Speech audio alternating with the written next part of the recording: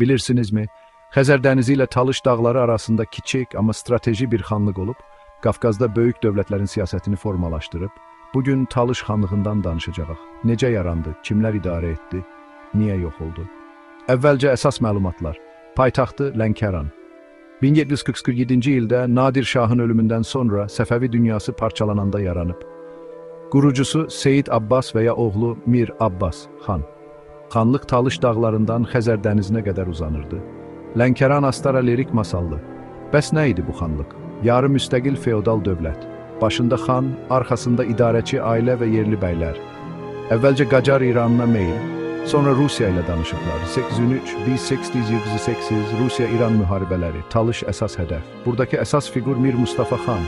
İttifaqla Rusiya, sonra isə İrana keçir. Bu dəyişiklik xanlığı döyüş meydanına çevirdi. 1813 Gülüstan, kağız üzərində Rusiyanın himayəsi. Amma mübarizə bitmədi. Yerli müqavimət və diplomatiya 1826-ya qədər müstəqillik arzusunu saxladı. 1826-1828 müharibəsi son döyüş. Rusiyanın qələbəsi və xanlığın ləğvi. 1828 Lənkəran qəzası yaradıldı.